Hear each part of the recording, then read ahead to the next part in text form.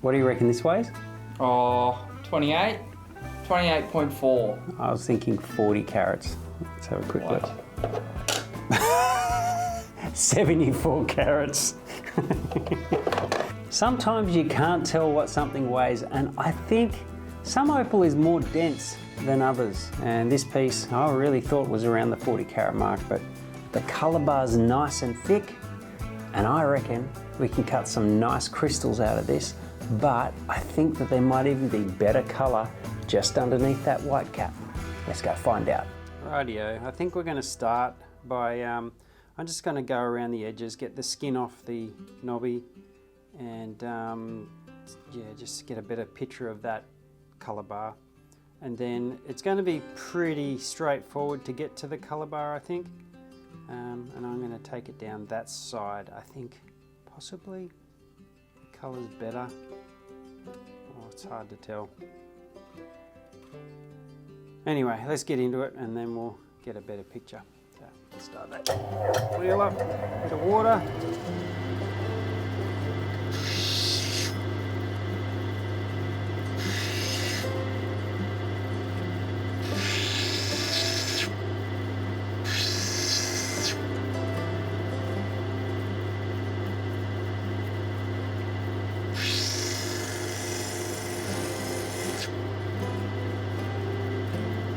Ooh. A little bit of red showing up in there, just underneath that surface. It's interesting. I don't hold a lot of hope for that red, but interesting that it's there.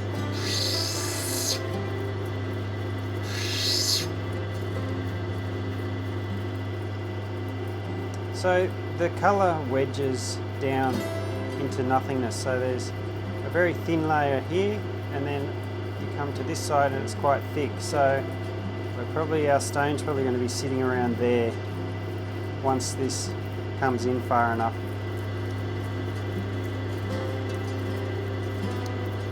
But I think we can go in, take her top off. Let's do it.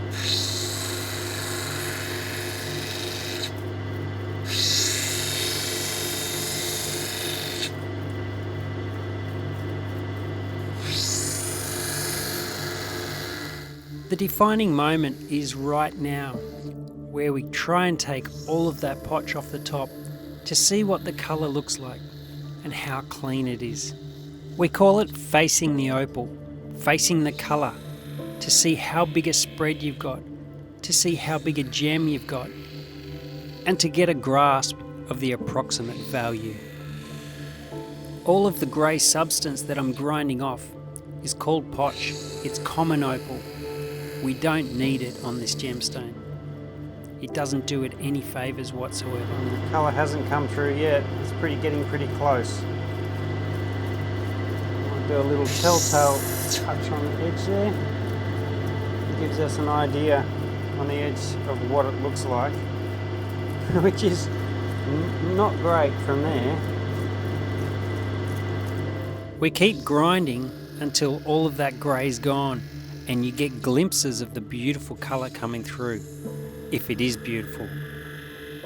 It's where I start to sweat and get a bit nervous and wonder whether my investment was worth it.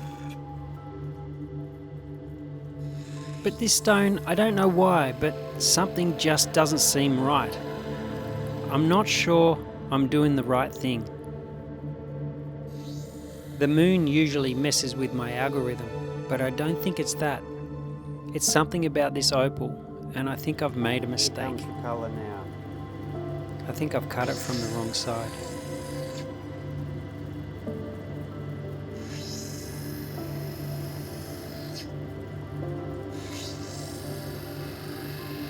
I was expecting that colour to come through with the green underneath the blue, so that it showed 3D colour on colour with strength underneath, which gives it so much depth. But it doesn't seem to be happening. The colour below seems to be way too weak, facing it this way. and it's not showing through the colour on top, which is what I was hoping for.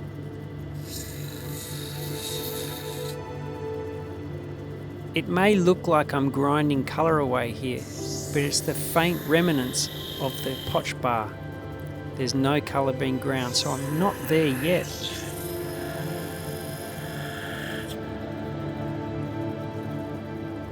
Alright, so we're getting down now to the colour bar. There and there is the lowest points. So the colour's not too bad underneath there.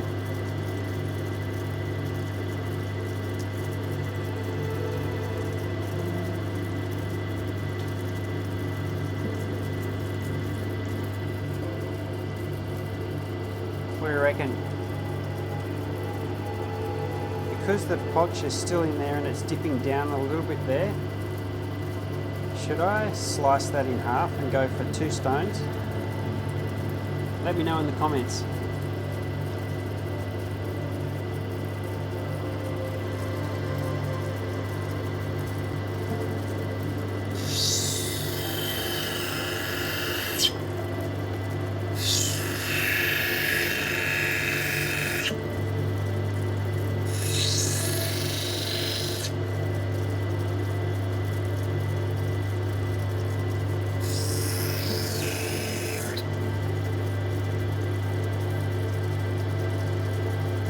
Wow, I got this piece so wrong. So wrong.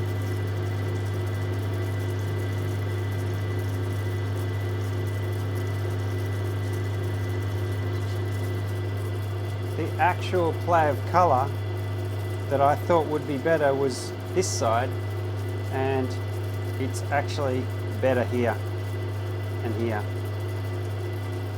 You can never tell. That is incredible. Alright, I'm going to take that right through there and then work on 2 stones. My inability to know which side I should have cut this from has really got me dumbfounded. But you know what? I'm still learning. Even though I've been cutting for so many years, Opal always throws me a curveball and makes me remind myself that I don't know everything. So we've made our slice, and lo and behold, just underneath the potch, on the opposite side to the side I thought is the better colour. It seems that way. So let's work on getting some nice crystals.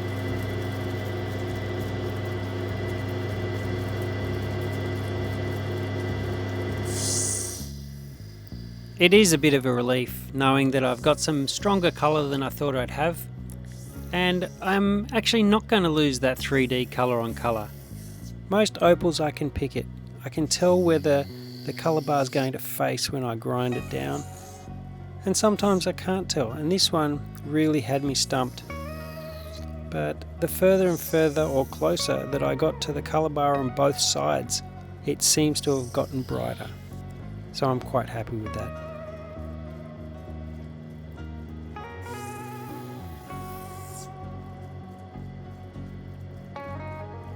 Just going to shape this in a bit.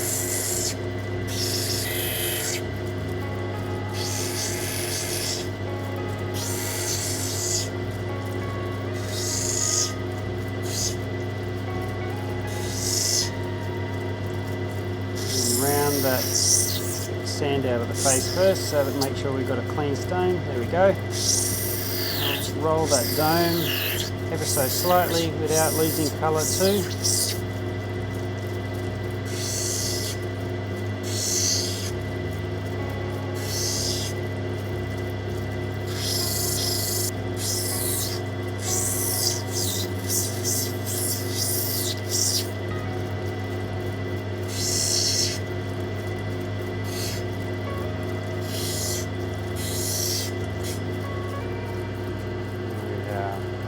Crystal and our other crystal.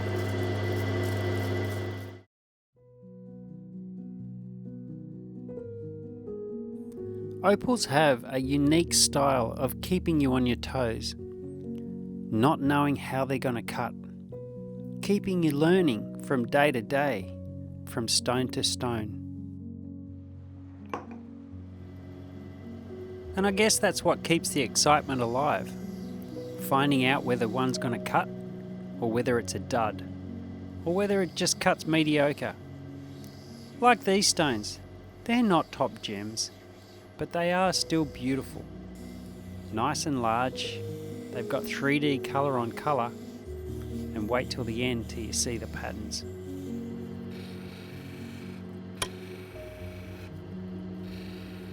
You know, it's funny, when you think about it, they've been forming for 110 million years. Then they get dug out of the ground 25 feet down. Then we grind them, expose the colour, and marvel at the fact that the earth has created such beautiful colour. I mean, it's incredible how the earth has actually created play of colour in a gemstone. It almost doesn't make sense. I guess it's just another one of those wonders of the world.